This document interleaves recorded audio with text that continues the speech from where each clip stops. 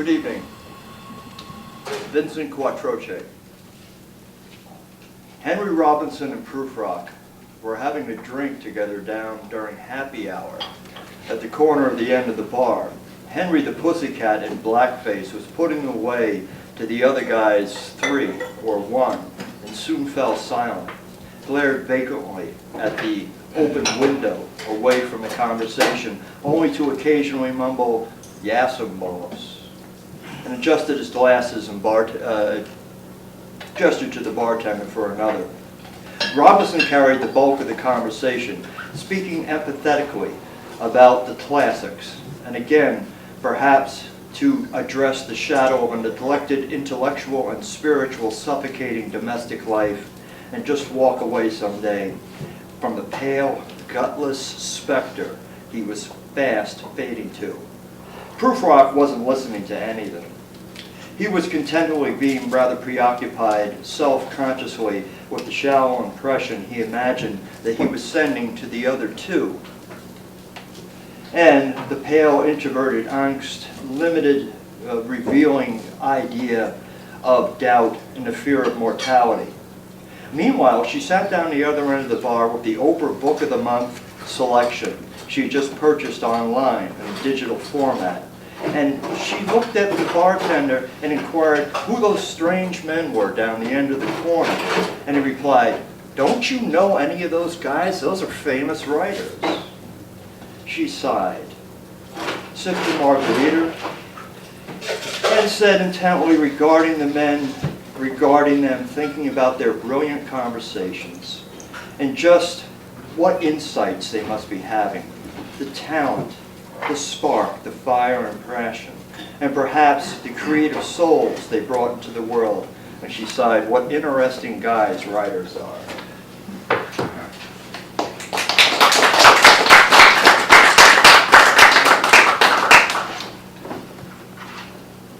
Seaphone section.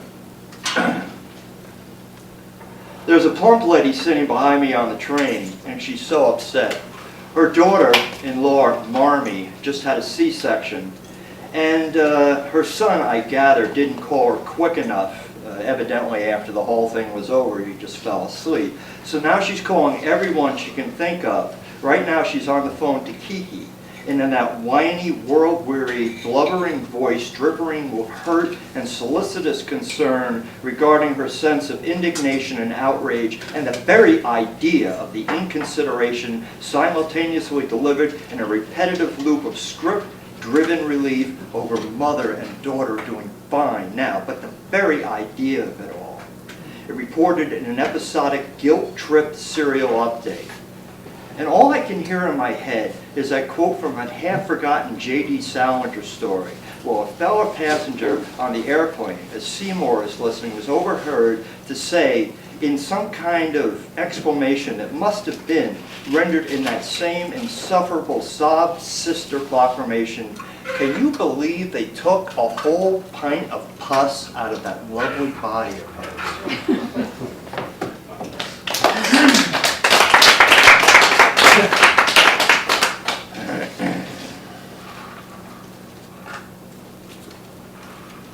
Mall set. Kaufman's parking lot sits in the outlines of the fading twilight, a half empty or half full, according to your consumer confidence. Replicant, industrial grid spread out in hologram and 3D horror. The bright blue print aglow, electricity in knots. A view to marvel indeed, brilliant, brutal, but impossible to live in, except as a puck in the crowd, inside the virtual reality Nintendo smegma. So here's tonight at the games, with full soundtrack and prestigious commercials, while we at home wait for a regional break. Give the benediction to you with John Dos Passos, who wrote the original formula, as did Henry Miller do the script treatment about the war to end all wars. But the future just ran out of juice, and all the small engines had bad hair days. Just then, The line of the roast beef sunset dives into the access ramps of black spaghetti, and one of the civilian units is intercepted in by the patrols, signaling compliance with the triple set pustule bubbles of the red, the white, and the blue that cast ghastly shadows in a wide, slow, ugly circle. And then there's a dull metal snapping sound of automatic weapon fire briefly, and a sucking concussion and a flash of brilliance, followed by quiet after the car's gas tank explodes.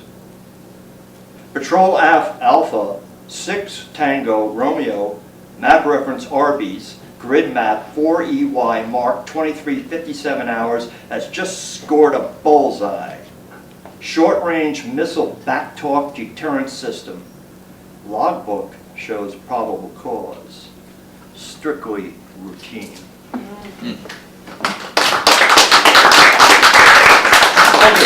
Thank you very much.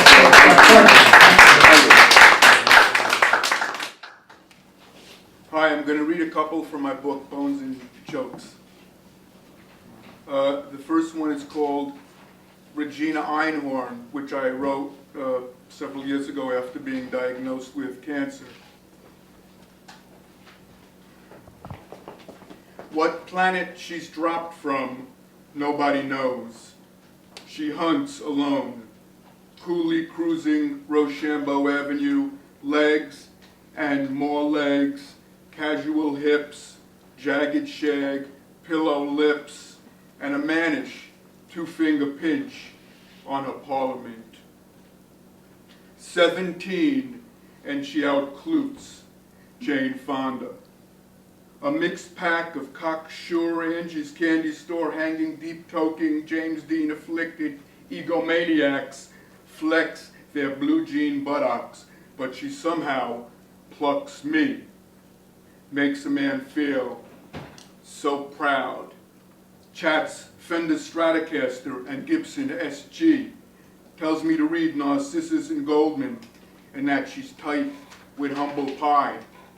Seeks a real good-looking guy with sensitive eyes to hang with locally.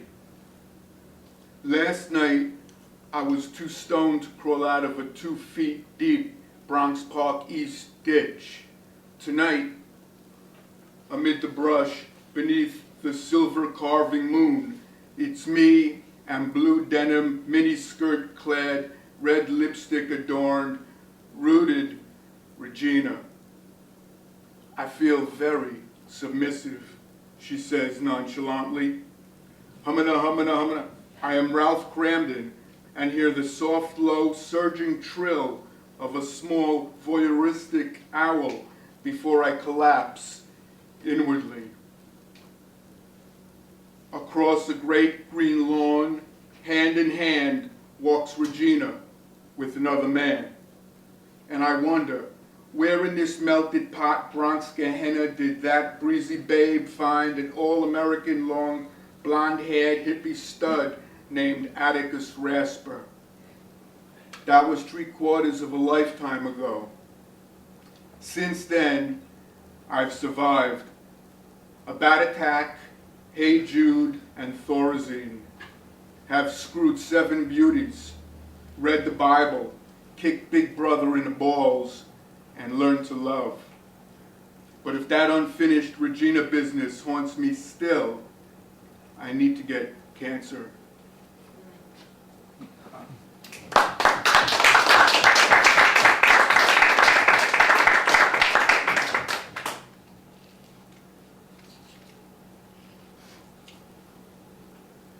This poem is called The Volunteer. Steaming in the August stench of Times Square, my coworker and I scooted and sidled through the stylish rush hour royal of office workers when she turned to me and through whiter than white teeth said, I believe in giving something back. So I'm on my way to St. Ignatius's church. Tonight is my night to serve supper to the homeless. That's kind of you, I said, "How about you?" she asked. "What do you do?" "I never got anything, so I got nothing to give back." Unfazed, she turned away. We walked on, side by side. Amid the swarming sidewalk stood a copper-colored, short and sturdy, gray-bearded woman wearing a sandwich board sign. "Men's suits, blowout sale." She held out flyers for passers-by, as though she was a fire hydrant all passed her by. I stepped over to her. Face glistened metallic sweat. Took a flyer and said, "Thank you."